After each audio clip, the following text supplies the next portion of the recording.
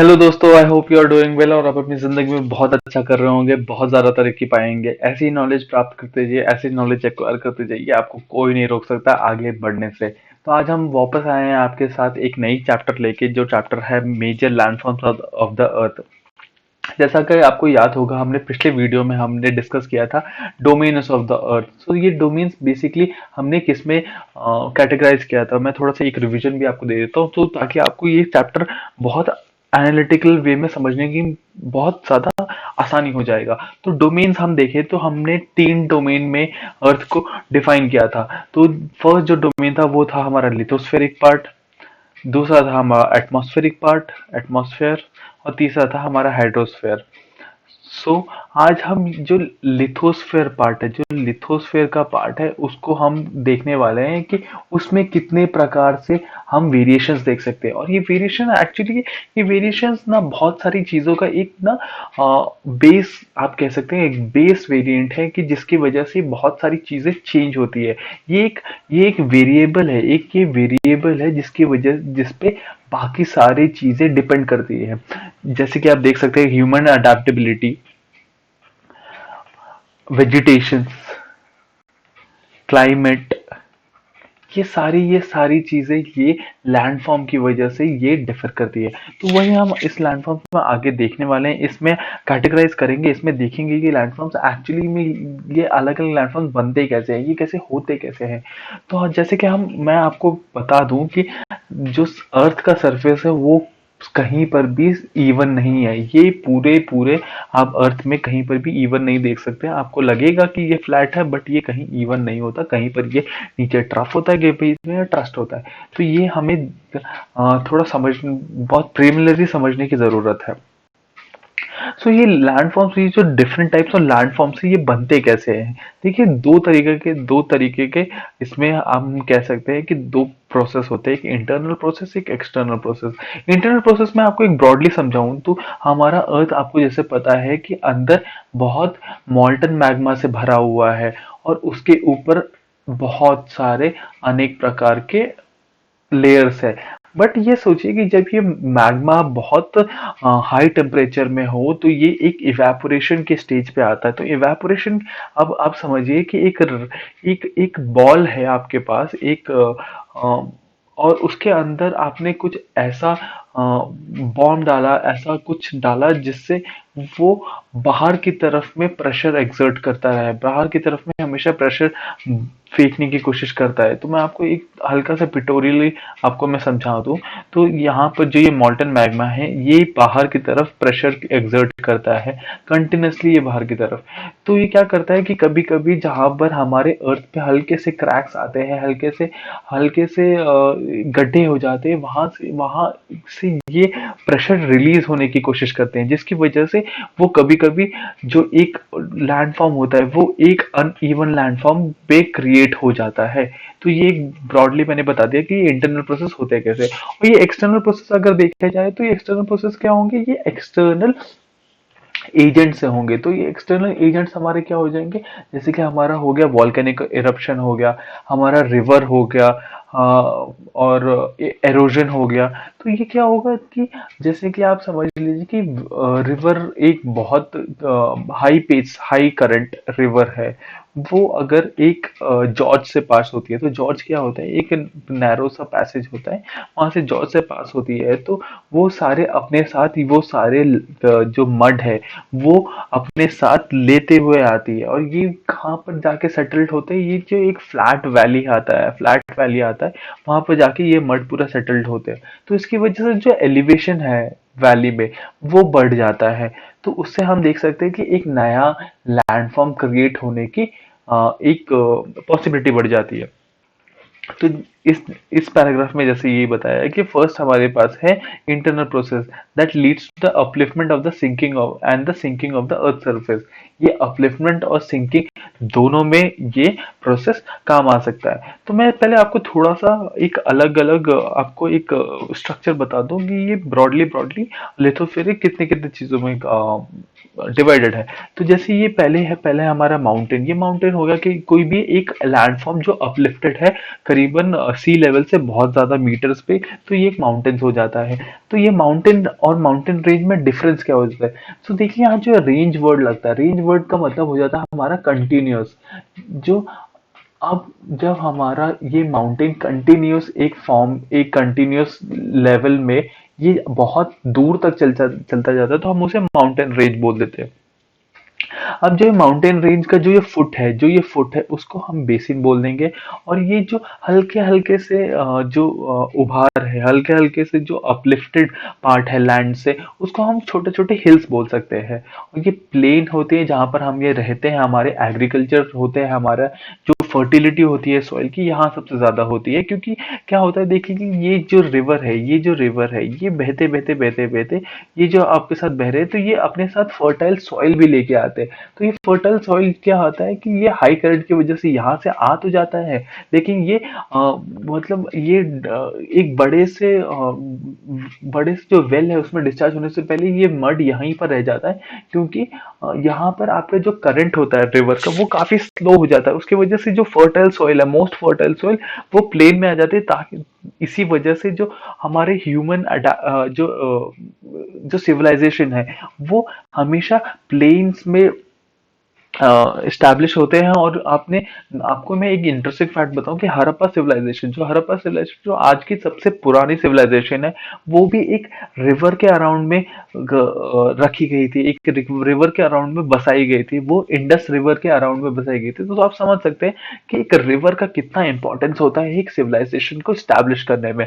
और ये लेक है जो हमारे छोटे मोटे जो जरूरत होते हैं, छोटे मोटे जो इंपॉर्टेंस होते हैं, उसको ये फुलफिल कर देती है। ये रिवर मैंने बता दिया, ये डेल्टा, छोटे छोटे डेल्टा हो जाते हैं, डिस्ट्रीब्यूटिव रिवर्स होते हैं, और एक ट्रिब्यूटरी रिवर्स होते हैं। जो ट्रिब्यूटरी रिवर्स होते हैं मतलब कि वो एक मेन रिवर में आके किसी पॉइंट पे ज्वाइन करते हैं before discharging its water into any of the sea और ओशन। सो ये पेनिसुला हम देख सकते हैं, यहाँ पर कोस्ट देख सकते हैं, या स्ट्रेट आइलैंड देख सकते हैं। तो ये मेजरली आपको मैंने बता दिया कि ये मेजर कितने तरीके के लैंडफॉर्म्स हम एक्सपेक्ट कर सकते हैं अपने आसपास की दुनिया में। सो जो मैंने आपको एक सेकंड प्रोसेस बताया था, मैंने ब्रॉडली जो एक्सटर्नल प्रोसेस बताया था जिसकी वजह से लैंडफॉर्म्स में अपलिफ्टमेंट और सिंकिंग दोनों हम देखे जा सकते हैं। तो ये क्या देखिए, मैंने आपको जैसे बताया था एरोजन, ये जो एक प्रोसेस है कि ये जो अर्थ के सरफेस है उसको ये अपने साथ लेके आता है। क्योंकि ये, और इसकी वजह से क्या होता है कि जो सबसे फर्टाइल लैंड होती है वो जाके डिपॉजिट हो जाती है। तो इस प्रोसेस का नाम डिपॉजिशन होता है। ये फर्टाइल लैंड डिपॉजिट हो जाती है, और इसके अराउंड अराउंड जो एग्रीकल्चर लैंड्स है वो डेवलप होते रहते हैं। जो और भी सारे जो लैंडफॉर्म्स है उसे हम, जैसे माउंटेन्स हो गया, प्लेट्यूज हो गया, प्लेन्स हो गया, तो हम धीरे धीरे करके इन सारी चीजों को, माउंटेन्स को, प्लेट्यूज को, प्लेन्स को हम बहुत ही स्पेसिफिकली, बहुत ही माइन्यूटली हम इसे देखने वाले हैं कि आप इसे एक एक चीजों को आप अपने रियल लाइफ में ऑब्जर्व कर सके। बिकॉज ये बहुत इंपॉर्टेंट होता है किसी भी कॉम्पिटेटिव एग्जाम में, कि वो अगर हम पूछ लेते हैं कि प्लेट्यू का इंपॉर्टेंस क्या है वहाँ की सिविलाइजेशन में, वहाँ के स्टैब्लिशमेंट में, तो ये हमें थोड़ा सा एनालिटिकल स्किल्स लगाने के लिए आना चाहिए। तो उसके लिए हमें पहले समझ लेना पड़ता है कि ये सारी चीजें एक्चुअली में इस्टेब्लिश कैसे हुई है, एक्चुअली में वर्क कैसे करती है। तो फर्स्ट में हम देख लेते हैं यहाँ माउंटेन्स जो है, माउंटेन्स। तो ये माउंटेन्स बेसिकली ये नेचुरल एलिवेशन होता है अर्थ का, और ये माउंटेन्स काफी ज्यादा एलिवेटेड होता है ये सी लेवल से। तो अगर आप देख लीजिए ये सी लेवल से काफी ज्यादा एलिवेटेड होते हैं। और ये क्या होता है कि माउंटेन्स की एक और खासियत है कि जो इसका जो ऊपर का पार्ट है, ये काफी ज्यादा स्टीप होता है, काफी ज्यादा नोकीला, कोनिकल टाइप होता है। लेकिन whereas you will see that basin इसका जो होता है, जो ये फुट बेस है, वो काफी ज्यादा ब्रॉड होता है। जिसकी वजह से ये हमेशा, आप देख सकते हैं कि इनमें लैंडस्लाइड्स की जो चीजें होती है वो हमेशा ऊपर से होती हुए आती है। और ये जो फुट है वो उसमें एक और एलिवेशन जैसा बनता चला जाता है। और कुछ कुछ तो जो माउंटेन्स है वो परमानेंटली फ्रोजन है, जो ऊपर के पार्ट है वो परमानेंटली फ्रोजन है, जिसे हम ग्लेशियर्स कहते हैं। तो जो हमारा, आप समझिए कि जो हमारे इंडिया के सबसे नॉर्दर्न पार्ट है, जो इंडिया का सबसे नॉर्दर्न पार्ट है वो क्या है, वो एक एक्चुअली में एक ग्लेशियर है। जो अगर हम देखें तो इंडिया का ये सियाचिन ग्लेशियर है, जो इंडिया का सबसे नॉर्दर्न पार्ट है। तो ग्लेशियर में जो माउंटेन्स होता है वो हमेशा, जैसे यहाँ पर आप देख सकते हैं, ये आइस से हमेशा कवर्ड रहता है, और ये बहुत ज्यादा हार्श क्लाइमेट क्रिएट कर देता है, जिससे जो ह्यूमन की जो सर्वाइवेबिलिटी है वो बहुत कम हो जाती है। और बहुत ही हार्श कंडीशन में अगर सरवाइव करना चाहे तो वो सरवाइव कर सकते हैं उस जगह पे। जैसे कि स्लोप्स बहुत स्टीप होते हैं, मैंने आपको बताया स्लोप्स बहुत स्टीप होते हैं, इसलिए जो लैंड होता है वो फार्मिंग के लिए बहुत कम अवेलेबल होता है। तो इसलिए आप देखेंगे कि यहाँ पर जो बहुत माउंटेनियस इलाके हैं, जो जो फ्रोजन माउंटेनियस इलाके हैं, वहां पर फार्मिंग कम होती है, but they consume lot of non vegetarian foods, like lot of meat that they can actually get it from their life stocks, और जो आसपास के जो एनिमल्स है। क्योंकि यहाँ पर फार्मिंग करने के लिए जो टेम्परेचर है वो अच्छे नहीं है, हम जो पानी है वो नहीं है हमारे पास, क्योंकि पानी ये फ्रोजन फॉर्म में है। तो इसकी वजह से बहुत ज्यादा दिक्कतें होती है यहाँ पर, जो ये फ्रोजन माउंटेन्स होते हैं। अब मैं बता दूं आपको रेंज क्या होता है। रेंज देखिए कि ये एक ऐसा सिस्टम, माउंटेन सिस्टम होता है that consist of series of parallel ranges extended over thousands of kilometre, hundreds of kilometre, बहुत लंबे लंबे दूरी तक जो माउंटेन के जो सीरीज चलते रहते हैं उसे हम रेंज कह सकते हैं। तो एक एशिया में हमारे पास हिमालयस का रेंज है, जो हमारा हिमालय नॉर्थ से चलता हुआ ईस्ट तक आता है। जैसे कि ये हमारा हिमालय हो गया, उसके बाद हमारा शिवालिक रेंज हो गया, उसके बाद लेसर हिमालय हो गया, जो ये लद्दाख का एरिया है, से वहां चलते चलते ये नॉर्थ ईस्ट जो अरुणाचल प्रदेश का एरिया है वहां तक आता है। ये तिब्बत प्लाट्यू भी इसी के अंदर में आता है। तो मैं आपको अब थोड़ी आपको मैं और सारी चीजें बता दूं, तो जैसे कि एक और एग्जांपल है द एल्प्स और द एंडीज, जो साउथ अमेरिका और यूरोप का एक माउंटेन रेंज कह सकते हैं आप, और ये बहुत ज्यादा डिफरेंट डिफरेंट हाइट्स में भी वेरी करता है। सॉरी। सो अगर मैं माउंटेन्स में बता दूं, तो माउंटेन्स में हमारे पास तीन टाइप्स के माउंटेन्स है: fold mountains, block mountains and the volcanic mountains. तो आप समझ सकते हैं कि इसके जो नाम से ही हम बहुत सारी चीजें रिलेट कर सकते हैं। तो फोल्ड माउंटेन्स क्या होता है कि फोल्ड माउंटेन्स देखिए कुछ ऐसे होते हैं कि एक एक जो लेयर पे लेयर चढ़ते जाते हैं। तो इसे हम फोल्डिंग कहते हैं, फोल्डिंग ऑफ द माउंटेन्स। तो आप ऐसे समझ सकते हैं कि ये जितना जितना ज्यादा नीचे ये माउंटेन होगा, ये ओल्डर माउंटेन इसे कहा जाता है। जो अंदर की तरफ होते हैं वो बहुत ज्यादा ओल्डर माउंटेन होते हैं, और जो बाकी सारे जो माउंटेन इसके ऊपर ओवरलैप करते हैं वो न्यू फॉर्म्स होते हैं, वो न्यू बन के आते हैं। तो ये एक फोल्डेड फोल्डेड टाइप ऑफ आपको एक सीरीज देखने को मिल सकती है। तो यहाँ पर बताया गया है कि यहाँ पर आपको अलग अलग जो फोल्डेड माउंटेन्स वो आपको पूरे इंडिया में कहाँ मिल सकते हैं, पूरे इंडिया में और वर्ल्ड में कहाँ मिल सकती है। जो अरावली रेंज है, जो हमारा इंडिया में है, वो एक फोल्डेड माउंटेन सिस्टम है, और वो फोल्डेड माउंटेन सिस्टम बहुत ही ज्यादा पुराना है, जबकि वो सबसे ओल्डेस्ट फोल्ड माउंटेन सिस्टम है पूरे वर्ल्ड में। और हम देख सकते हैं कि एल्पचिंस इन नॉर्थ अमेरिका और यूरल माउंटेन्स इन रशिया, ये भी एक लो एलिवेटेड फोल्डेड माउंटेन्स है। तो ये भी काफी काफी ज्यादा पुराने फोल्डेड माउंटेन्स इसे कहा जाता है, इसे माना जाता है। फिर हम आगे देख लेते हैं कि ब्लॉक माउंटेन्स क्या होता है। तो ब्लॉक माउंटेन्स आप समझिए कि जैसे मैंने आपको बताया था कि प्रेशर जब रिलीज होती है मैग्मा से। तो क्या करते हैं कि ये जगह ढूंढते हैं, ये एक एक पैसेज ढूंढते हैं अपने प्रेशर को रिलीज करने के। तो इसकी वजह से क्या होता है कि कुछ जगह अगर आपकी ऐसी हो लिथोस्फेरिक पार्ट की जो एक बहुत लेस कॉन्सेंट्रेटेड है सॉइल से, जो जो सॉइल का कंसंट्रेशन है ऊपर, जो थिकनेस है वो काफी ज्यादा कम है, तो वो वहां से निकलने की कोशिश करेगा। जब वो वहां से निकलेंगे तो एक क्रैक आएगा, क्रैक की वजह से क्या होगा, जो इस पोर्शन का जो लैंड है, मान लीजिए कि एक क्रैक यहाँ भी आता है, इस पोर्शन का लैंड है, तो ये सिंक करेगा। और ये जो होगा दूसरी आसपास के लैंड, ये थोड़ा अपलिफ्ट हो जाएंगे, क्योंकि जो प्रेशर है वो भी यहाँ से रिलीज करने की कोशिश करेगा, बट वो रिलीज नहीं कर पाएगा। तो उससे क्या करेगा, वो उस लैंडफॉर्म, उस जगह को अपलिफ्ट करने की कोशिश करेगा, ताकि प्रेशर जितना से जितना डिक्रीज हो सके अर्थ के इनसाइड। सो ये जो अपलिफ्टेड पार्ट होता है उसे हम होस्ट कहते हैं, और ये जो सिंकेड पार्ट होता है इसे हम गार्बन कहते हैं। तो ऐसा आपको देखने को मिल जाएगा। द राइन वैली और द वॉचेस माउंटेन, वो यूरोप में वो एक एग्जांपल है इसके, ब्लॉक माउंटेन्स के।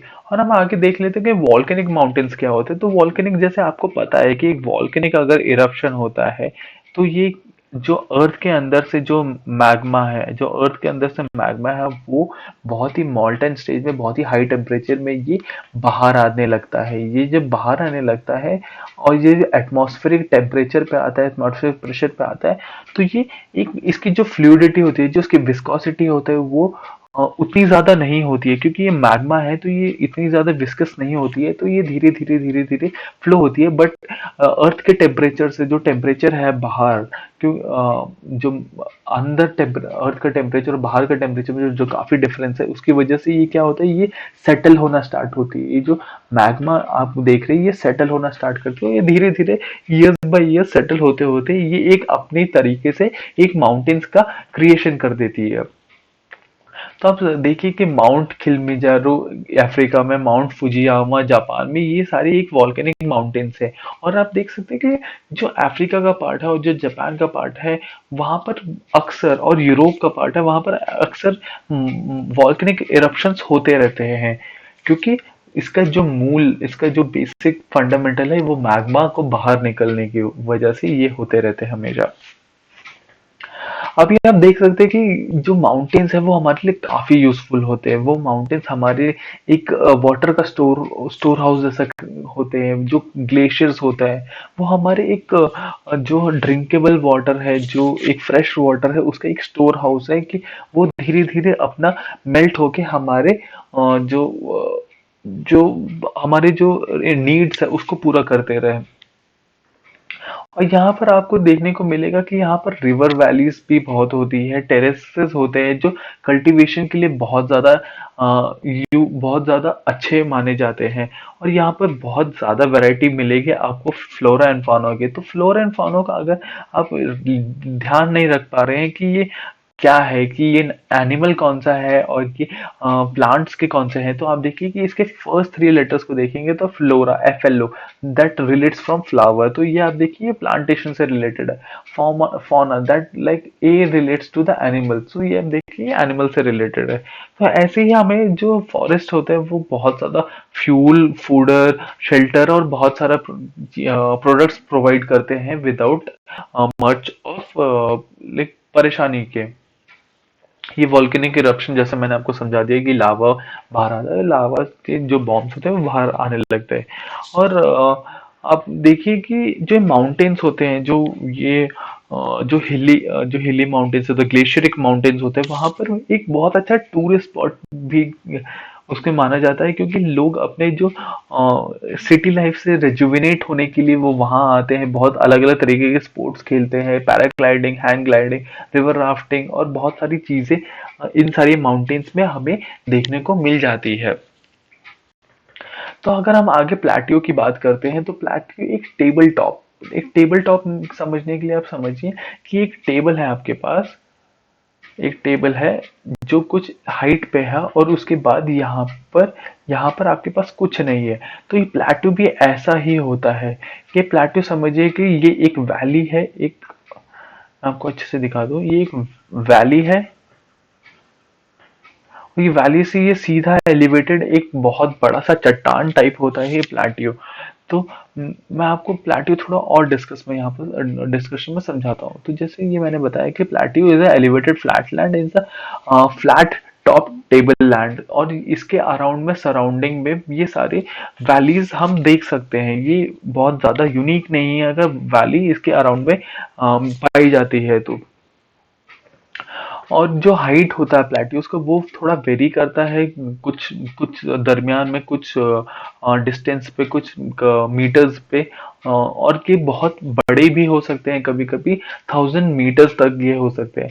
तो अब देखिए कि डेक्कन प्लेट्यू जो है हमारा, जो इंडिया के इस एरिया में, इस मिडिल रीजन में पड़ता है, वो बहुत ही ज्यादा पुराना प्लेट्यू है, बहुत ज्यादा पुराना प्लेट्यू है। और जो ईस्ट अफ्रीकन प्लेट्यू है केनिया में, तंजानिया में, उगांडा में, और वेस्ट प्लेट्यू है जो ऑस्ट्रेलिया में, ये भी बहुत एग्जांपल है। लेकिन इसमें एक बहुत यूनिक एग्जांपल है तिब्बत प्लेट्यू का। जब हमने डिस्कस किया था कि वहां पर माउंटेन रेंज है, तो वहां पर अचानक से प्लेट्यू कैसे आ जाता है, क्योंकि जहां पर तिब्बत है वहां पर आप देखेंगे कि ये पूरे तिब्बत में ये माउंटेन रेंज नहीं है, पूरे तिब्बत में ये ऐसा हिली एरिया, ऐसा ऐसा पैटर्न नहीं है, ऐसा लैंडफॉर्म पैटर्न नहीं है। तो वहां पर थोड़ी जगह पे ये एक प्लाट्यू है, उसके बाद ये पूरा वैली है जहां पर वहां के जो लोग हैं वो सरवाइव करते हैं। और ये जो तिब्बत का प्लाट्यू है, ये सबसे हाईएस्ट प्लाट्यू है अपने वर्ल्ड में, जिसका हाइट है 4000 to 6000 metre above the mean sea level से 4000 से 6000 मीटर के ऊपर है ये। और ये प्लेट्यूज बहुत यूजफुल होते हैं एक्चुअली। ये जो प्लेट्यूज होते हैं, ये ये बहुत मिनरल डिपॉजिट से बने होते हैं। इनमें बहुत सारी मिनरल्स होती है जो हमारे इंडस्ट्रियलाइजेशन के लिए, हमारे सोचिए कि हमारे मतलब हमारे एक जीवन को चलाने के लिए बहुत ज्यादा इंपॉर्टेंट होती है। जैसे कि आप समझ सकते हैं कि जो छोटा नागपुर प्लेट्यू है, जो ये झारखंड, बिहार, उड़ीसा, छत्तीसगढ़ के बेल्ट पे आता है, छोटा नागपुर प्लेट्यू, ये बहुत ज्यादा यूरेनियम अपने साथ रखता है, ये बहुत ज्यादा आयरन है इसके पास। तो आप देखिएगा कि माइनिंग के जो चीजें हैं वो बिहार, झारखंड, छत्तीसगढ़, यहाँ पर माइनिंग बहुत होता है, क्योंकि ये बहुत ज्यादा डेंसली पॉपुलेटेड है मिनरल से। और जैसे कि अफ्रीकन प्लेट्यू आप देखिए कि अगर अफ्रीकन प्लेट्यू, तो ये फेमस है किसके लिए? गोल्ड और डायमंड माइनिंग के लिए। ये जो प्लेट्यूज होते हैं इसमें इतने मिनरल्स होते हैं और ये इतना प्रेशर, इतने टेम्परेचर पे होते हैं कि ये धीरे धीरे गोल्ड और डायमंड में चेंज हो जाते हैं। और जैसे मैंने आपको बताया कि छोटा नागपुर प्लेट्यू जो अपने आयरन, कोल, मैग्नीज के लिए जाना जाता है, वो बहुत ही एक मिनरल सोर्सिंग है हमारे इंडिया को।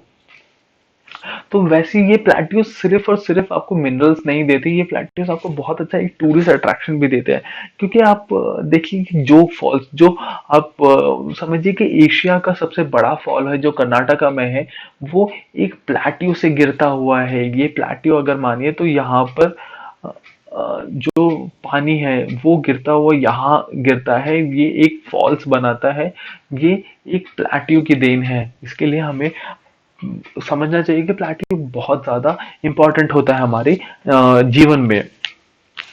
फिर आते हैं प्लेन्स। ये प्लेन्स आप समझिए कि बहुत ज्यादा इंपॉर्टेंट है कि ये plains, because where we survive, where our system survive, where our need survive is plains. जैसे कि मैंने आपको बताया कि रिवर्स जो बहती है अपने ग्लेशियर से, अपने माउंटेन ग्लेशियर से, जहाँ से उनका ओरिजिन है, जहाँ से वो पिघल के रिवर्स के फॉर्म में नीचे आती है, तो वो अपने साथ क्या करती है कि बहुत ही करंट उनका बहुत ज्यादा होता है जब जहाँ पे वो ओरिजिन करती है, तो उसकी वजह से जो बहुत ज्यादा फर्टाइल लैंड है वो अपने साथ लेते हुए आती है। और वो लाके प्लेन, जो प्लेन इलाके हैं वहां पर ये लैंड डिपॉजिट कर देते हैं। तो इससे क्या होता है कि वहाँ का जो एरिया है, वहाँ का जो लैंड है वो काफी ज्यादा फर्टाइल हो जाता है, और वो बहुत बड़े स्ट्रेच में फैल जाता है, बहुत ज्यादा स्ट्रेच में आपको देखने को मिलेगा प्लेन्स। और उसके साथ क्या-क्या होता है कभी-कभी कि वो स्टोन्स भी अपने साथ ले आते हैं, सैंड ले आते हैं, स्लेट ले आते हैं, जो ऑफ कोर्स वैली में ज़रूरत है कुछ चीज़ों की। तो ये समझ लीजिए थोड़ा से हमारे ज़रूरतों को वो पूरी कर दी जाती है प्लेन्स के द्वारा, रिवर्स के द्वारा। तो जो प्लेन्स होते हैं वो काफी फर्टाइल होते हैं जैसे मैंने आपको बताया, और ये जो ट्रांसपोर्ट फैसिलिटीज है उसको हमारा बहुत इजी कर देता है, क्योंकि हमारे जो ट्रांसपोर्टेशन है वो एक प्लेन प्लेन एरिया में चलते रहे तो वो बहुत ज्यादा आसान हो जाता है। जैसे मैंने आपको बताया कि जो सिविलाइजेशन की शुरुआत होती है, जो सिविलाइजेशन का इस्टेब्लिशमेंट होता है, वो हमेशा एक फर्टाइल एरिया के अराउंड होता है। तो ये थिकली पॉपुलेटेड होता है रीजन्स ह्यूमन डेवलपमेंट से, ह्यूमन एस्टैब्लिशमेंट से। तो ऐसे ही कुछ एग्जांपल्स है जो प्लेन्स एक बहुत अच्छा बेल्ट क्रिएट करती है ह्यूमन एस्टैब्लिशमेंट के लिए। जैसे गंगा और ब्रह्मपुत्र का जो एक बेल्ट है, जो गंगा यहाँ से गिरती है अपने ग्लेशियर पार्ट से, और ये जो ब्रह्मपुत्र, ये ब्रह्मपुत्र ईस्ट से आती है, तो इसके अराउंड अराउंड आप देखेंगे काफी मेजर सिटीज लाई करती है, जैसे कि अयोध्या हो गया, वाराणसी हो गया, पटना हो गया, फिर डिब्रूगढ़ हो गया यहाँ पर ईस्ट में। तो ये सारे जो मेजर सिटीज होते हैं ये एक रिवर के अराउंड लाई करते हैं, क्योंकि ये रिवर इनको एक मूल आधार देती है, एक मूल जो बेसिक रिक्वायरमेंट देती है इसे स्टैब्लिश करने के लिए, सारे ह्यूमंस की नीड्स को फुलफिल करने के लिए। तो जो कंसंट्रेशन होता है वो पीपल का यहाँ पर बहुत ज्यादा होता है, और ये हाउसेस बिल्ड करने के लिए, कल्टीवेशन के लिए बहुत अच्छे माने जाते हैं।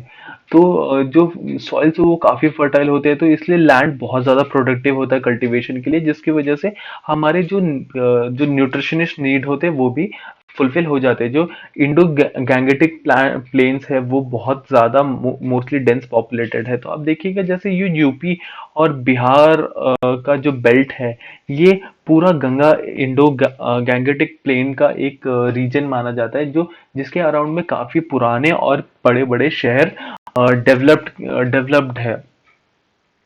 अब हम देख ले कि लैंडफॉर्म्स और ये पीपल हम कैसे कनेक्ट कर सकते हैं, कि ये इन हमारे से कैसे ये जुड़े हैं। तो जो लैंडफॉर्म्स है, जितने तरीके के लैंडफॉर्म्स हमने देखे, जितने तरीके के लैंडफॉर्म्स होते हैं अर्थ पे, उसकी वजह से जो ह्यूमन सेटलमेंट है, ह्यूमन सेटलमेंट और ह्यूमन अडेप्टेबिलिटी वो भी चेंज होती रहती है। अगर कुछ कहीं पर बहुत फर्टाइल लैंड होता है तो जो वहाँ की वेजिटेशन है वो भी उस हिसाब से ही होती है कि वो जो नेचुरल रिसोर्सेस है उसको यूज करके अपने नीड्स को फुलफिल करते रहे। बट उसी के साथ में हमें एक बहुत इंपॉर्टेंट चीज देखने को आजकल मिलती है, कि हम आज ये जो लैंडफॉर्म्स है इसके एक्सप्लॉइटेशन बहुत करते हैं, कि हम कभी कभार प्लेट्यूज में ओवर माइनिंग कर देते हैं, कि और हम कभी कभार हम जो इरिगेशन जो लैंड्स है उसमें बहुत ज्यादा ओवर इरिगेशन कर देते हैं, ओवर एग्रीकल्चर कर देते हैं, जिसकी वजह से जो उसकी फर्टिलिटी वो खत्म होती है, और आफ्टर ऑल ये सब हमें इफेक्ट करती है। तो इसे हमें थोड़ा सीरियसली लेना चाहिए, ये हमें थोड़ा सीरियसली लेना चाहिए, और ये बहुत बड़ा लॉस है हमारे लिए। वैसे ही भारत सरकार ने स्वच्छ भारत मिशन का एक कैंपेन लॉन्च किया था, जिसका मेजर ऑब्जेक्टिव ये था कि हम अपने जो लैंडफॉर्म्स है, जो अपने हमारे आसपास के एरिया है, उसको हम थोड़ा सा क्लीन रखें, क्योंकि जो हेल्दी माइंड कहा जाता है वो एक हेल्दी बॉडी में रिसाइड करता है, और एक हेल्दी बॉडी एक हेल्दी एनवायरनमेंट में रिसाइड करता है। तो ऑल इन ऑल हमें अपने जो आसपास के एरियाज है उसको हमें बहुत ही सस्टेनेबल ग्रोथ पे रखना चाहिए, कि हम उसे ओवर एक्सप्लॉइट ना करें, हम उसे ओवर यूज ना करें, क्योंकि वो हमारे आने वाले जनरेशन के लिए भी यही है जो हम आगे छोड़ के जाने वाले हैं। तो इन सारी पिक्चर्स में आप थोड़ा सा एनालाइज कर सकते हैं कि अभी भी जैसे यहाँ पर आप देख सकते हैं डेजर्ट हो गया, यहाँ पर बीच हो गया, यहाँ पर बैक वाटर हो गया। ये अलग अलग तरीके के लैंडफॉर्म्स हैं, और इसी वजह से जो कल्चरल डिफरेंस होता है हमारे जो हमारे फूड डिफरेंस होता है वो भी ये लैंडफॉर्म की वजह से ही होता है। जैसे कि आप यहाँ देख सकते हैं कि ये असम का जो टी प्लांटेशन है, तो आप देखेंगे कि ये जो आसाम का टी प्लांटेशन है, तो आसाम की बेल्ट में ये टी का कंजप्शन भी उतना होता है, जबकि आप साउथ में जाएंगे, कर्नाटका के चिकमंगलुरु और कुर्ग एरिया में जाएंगे, वहां पर कॉफी ज्यादा यूज होती है, तो कॉफी का वहां पर कंजप्शन ज्यादा है। तो जो ह्यूमन की कंजप्शन है वो उसकी अवेबिलिटी पे भी डिपेंड करते हैं। तो ये पूरा था ये चैप्टर आपको मेजर लैंडफॉर्म्स के बारे में। आई होप आपको ये समझ में आया होगा। आई होप मैंने आपको एक बहुत अच्छी क्रिएटिव एक बहुत इलिस्ट्रेटिव पिक्चर आपको प्रोवाइड किए होगी। So if you like our initiative, if you like our work, please do hit the like button, please subscribe to our channel, and please share with your loved ones so that they can even understand in a better way and in less time. Thank you so much, and please show support to us for seeing more videos like that.